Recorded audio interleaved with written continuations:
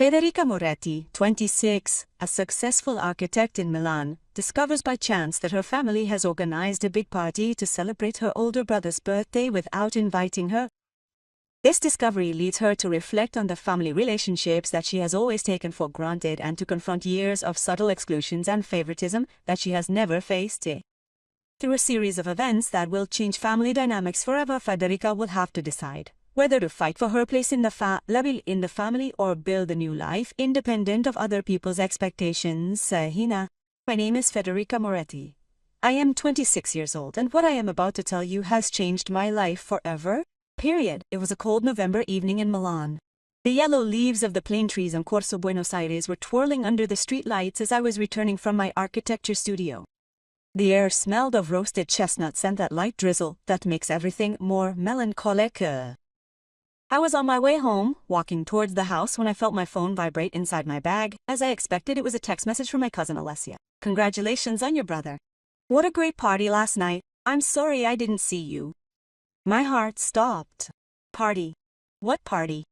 I reread the message 3 times, hoping I had misunderstood. But no, it was all too clear. My brother Marco had turned 30 the day before and I didn't know anything about it. Period. My hands were shaking as I typed. What party? Ale. The answer came right away. But how? Marco's birthday party. We were all there, even his uncles from Naples. Your mother had prepared that special tiramisu. Don't tell me you didn't know anything. I felt the world crashing down on me. I seated myself upon a bench in the park, disregarding the cold metal that seeping through the jacket. The heavy Milan fog wrapped itself around me, a chilling embrace, and for the first time in years, I felt completely and utterly alone. Period. My mother had prepared the special tiramisu, the one she only made for important occasions with ladyfingers, bought at that pastry shop in Brera that costs an arm and a leg orig. And I had been left out. I called my mother right away. The phone rang for a long time before she answered. Federica, honey, how are you? Her voice was too cheerful, too forced. She knew. Mom, I heard about Marco's party. Silence. A silence that spoke more than 1,000 words. Oh yes. Well, it was a last-minute thing. You know. Marco wanted something intimate. Just the immediate family. Immediate family. There were his uncles from Naples, Mom. The ones we see once a year. Federica, don't be like that. You're always working, always busy with your projects. We reasoned that you wouldn't notice, that you didn't care about your brother at all, and nansanime. That heavy sigh from my mother, I knew it all too well, the sort that always gets to me. It's not like that, honey. It's just that, well, Marco had expressed some doubts. Doubts about what? Nothing important. Listen, why don't you come on Sunday? I'll make the roast the way you like it. But I couldn't let it go. Mom, tell me the truth. Why wasn't I invited? Another silence. I could hear the television in the background, probably Dad watching the news. Everything was so normal, so familiar. And yet I had stayed out. Marco said that lately you've been acting differently, that you always have something to say about everything, that you criticize his choices. He preferred to avoid tension. His words hit me like a slap in the face. Differently. Criticism. I, who've always made every effort to maintain peace within our family, have consistently swallowed my criticisms when Marco would arrive hours late for appointments, when he would disappear for weeks on end without so much as a word, when he repeatedly asked Dad for money for his projects that never panned out. Mom, I never have Federica, that's enough. Let's not make a tragedy of a birthday party. I have to go now. Your father is calling me. As soon as he hung up, I stayed seated on that bench for who knows how long, just watching the people walk by. Couples lovingly held hands, families with boisterous children racing ahead of their parents, and elderly individuals strolled slowly, engaging in gentle conversation. Everyone seemed to have a place in the world, everyone except me. I thought back over the past few months. It's true I may have been more critical than usual, but only because I saw Marco squandering opportunities that I could only dream of. He who had inherited the family business without lifting a finger while I was working my ass off trying to make my way in the world of architecture. He who could afford to change his mind every 6 months while I Had to prove everything, waiting. Always period. But this justified my exclusion from his birthday. From Mom's special tiramisu.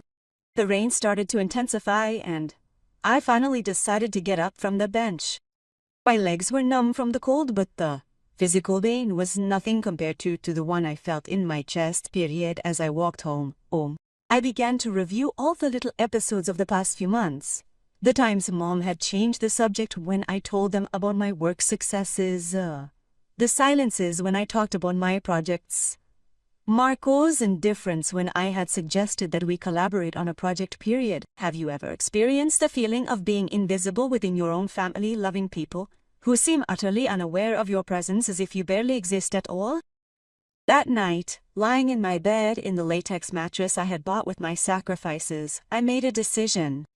I could no longer ignore what was happening. I had to understand why my family was excluding me and, above all, I had to decide if their love was still worth fighting for, period. But the revelations I would unearth in the days that followed would alter not only my understanding of my family, but my life in its entirety. The subsequent days drifted by, shrouded in a mist of uncertainties and unanswered questions. I couldn't seem to concentrate on my work, and my colleagues at the firm had begun to notice my increasingly noticeable lack of focus. "Fede, is everything okay?" Luca, my partner, had asked me while we were hunched over the plans for the new residential complex in the Portanova area. "Do you seem somewhere else?" Somewhere else? Yes, I was somewhere else. I was lost in childhood memories, when Marco and I built sandcastles in Rimini during the summer holidays, when Mom read us bedtime stories, when Dad took us to ice cream after school. When we were a real family, period. It was Thursday afternoon when I decided to take action. I left the studio earlier than usual and went straight to my parents' house in the little villa in Segreti, San Giovanni, where I grew up. The garden was full of dry leaves that no one had picked up yet, and the warm light from the windows created a welcoming atmosphere that contrasted with the cold I felt inside, period. I rang the doorbell instead of using the keys. I wanted to be a guest, not a daughter who showed up unannounced. Dad opened the door, and for a moment I saw the surprise in his eyes. "Federica, I didn't know you were coming." "Hi, Dad. Can I come in?" "Of course, honey, your mother is in the kitchen." The familiar smell of sofrito and basil filled the house. Mom was preparing the sauce for the pasta like she had every Thursday since I was a child. Some things never change. "What a surprise!" she exclaimed when she saw me, but even in her voice there was that note of embarrassment that I recognized all too well by now. "Mom, do we need to talk?" She turned off the stove and turned to me, wiping her hands on her apron. "If it's still for Marco's party, it's not just for that." I sat down at the kitchen table, the same table where I had done my homework for years, where we had dined together thousands of times. "It's for everything, for how I feel in this family." Dad sat next to me, his face worried. "Federica, what's going on?" "Dad, when was the last time you bothered to ask me about how things are going at work, when you even showed a flicker of interest in the projects I've been working on?" He hesitated, his gaze going from me to Mom. "But I always ask you how you are, how I am. Yes, but not what I do, not what I achieve. I'm delighted to announce that I won an international competition last year for the renovation of Bergamo's library. I told you, remember?" Silence. After just purchasing his third sports car, Marco was the topic of conversation for the entire duration of the dinner. My bonus was paid off with a nice sweetheart and the subject changed. Mom sat down across from me, her hands clasped together. "Federica, that's not true. We're proud of you, you know that." "Proud? So why can Marco allow himself to criticize every decision I make in front of you, and you don't say anything? For when I put forward ideas to improve the family business, I'm brushed aside, but when he suggests buying a yacht for corporate events, everyone agrees." The truth was coming out like a river in flood, and I couldn't stop myself. "Because when I was engaged to Andrea, who was an engineer, you treated him with condescension because he had no ambitions. But when Marco goes out with that girl who's an influencer, everyone thinks she's fantastic." "Come on, Federica."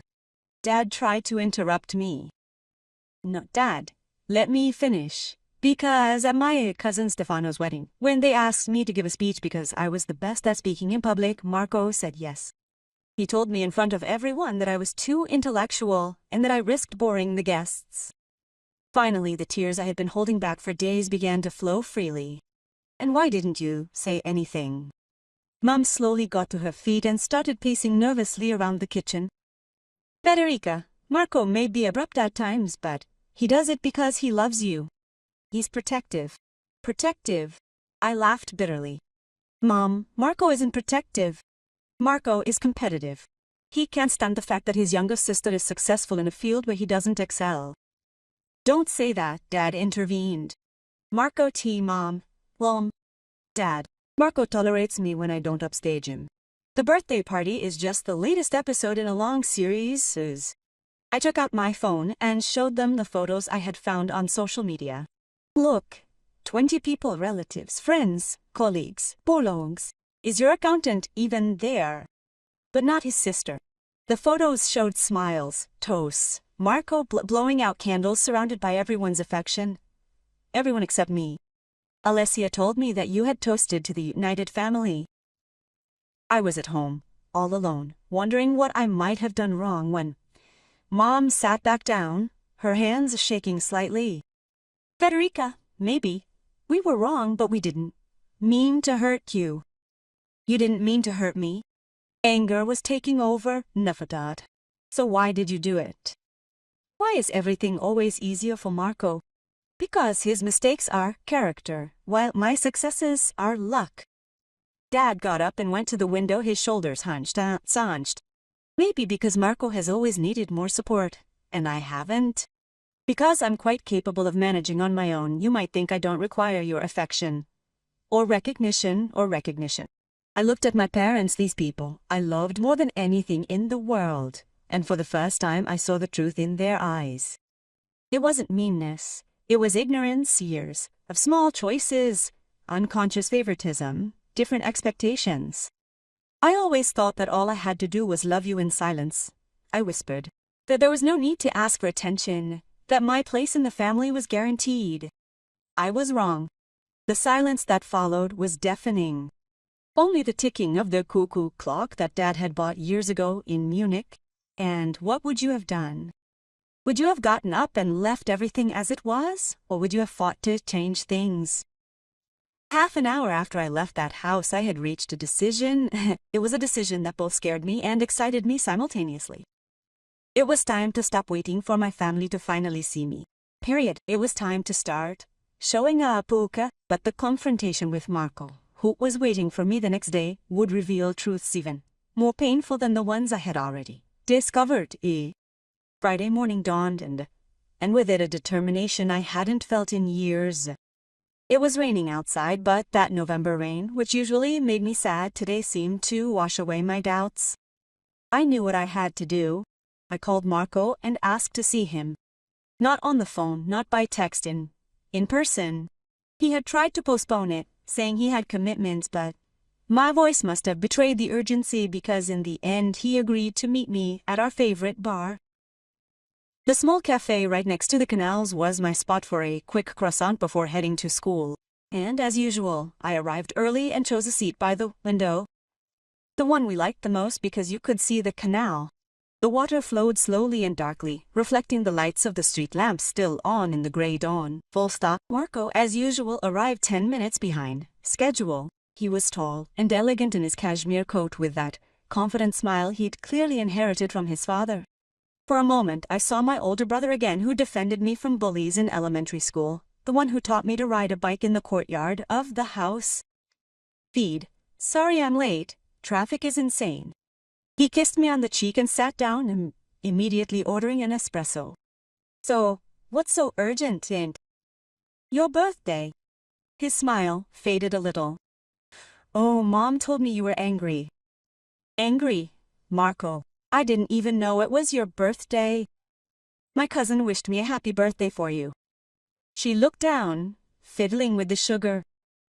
Listen, it was a last-minute thing, wasn't it? Lies. The word came out more bluntly than I intended. I'm sorry, Marco, you looked The restaurant ordered the personalized cake, even invited your relatives from Naples sa Cavetomus. It wasn't a last-minute thing. The silence stretched between us as the barista prepared the coffee. The noise of the espresso machine filled the air, mingling with the murmur of other customers and the sound of traffic outside. "Okay," she finally said. "Maybe I should have invited you." "Maybe?" I heard her voice rise in pitch. "Marco, I'm your sister." "I know you're my sister." She slammed the cup on the saucer. "But Federica, it's been impossible to talk to you lately. You always have something to say about everything." "Examples?" "Example. Okay. When I bought the new car, you made a speech about fuel consumption and the environment. When I talked about the boat for the company, you said it was a waste. As I was explaining the Turin expansion project, you immediately enumerated all the potential problems. Every word was like a jab." "Marco, those weren't criticisms. They were observations. I'm an architect. I work with numbers, with planning. It's normal that I see details that others don't. There, you have it, this attitude of superiority.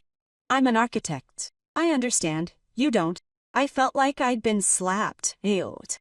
Superiority. Marco, I've never... Do you remember Stefano's wedding? When they asked you to give the speech instead of me? Because I'm a better public speaker.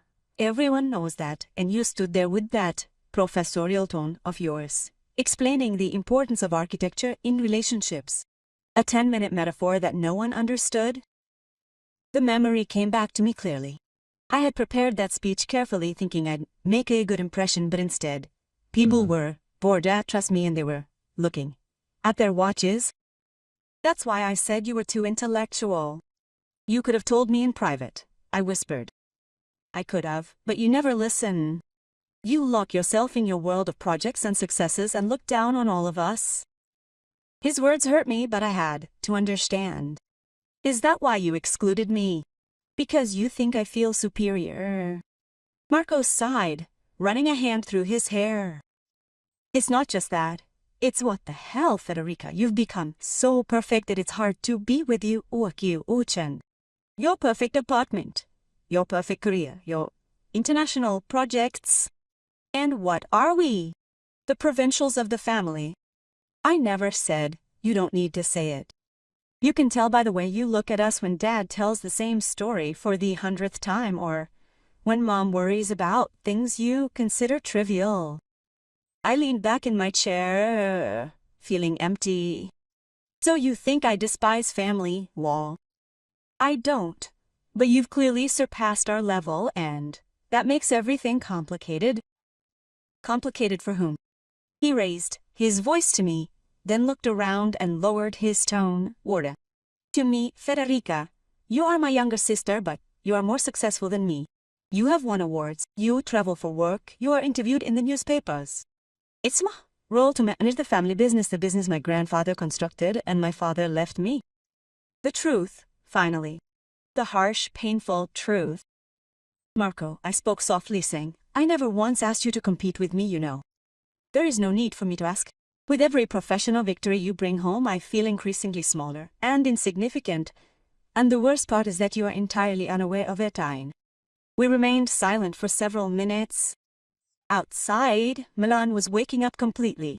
There were people heading to work, students rushing to the university. Life carried on as normal, yet I was unearthing the fact that nothing I had ever believed about my family was true. What do you want me to do? I asked finally. Stop working. Hide my successes. No, it's not that. He hesitated. I don't know, Fede. I really don't know. I glanced at my brother, a man of 30 who unexpectedly appeared frail and vulnerable just like a young child. And I realized that the problem wasn't me, but it wasn't him either. It was the fact that we had grown up in roles that no longer belonged to us. Marco, can I tell you something? I've always admired you. The way you manage relationships with customers, how you manage to make everyone feel at ease, your ability to make instinctive decisions that then turn out to be the right ones, the ones. I wouldn't know how to do any of that. He looked up, surprised. And I never wanted to replace you in the company. When I made observations, it was because I wanted to help, because I care about the family's success. But then why does it always seem like you're judging? Maybe because I feel judged too. Every time I come home, I feel like I have to prove that my successes are deserved, that they're not just luck. So I become defensive, and maybe a little self-righteous. Marco smiled for the first time since he arrived. A little too much, I'd say. There, I laughed, and for a moment we were like siblings again, period, but then reality returned. Marco, what do we do now? How do we fix all this? I don't know, he admitted. But maybe we can start over without competing, without judging each other, just brother and sister. Esther. I'd like that, I said. But you have to promise me one thing. What? That next time, instead of excluding me, you'll talk to me.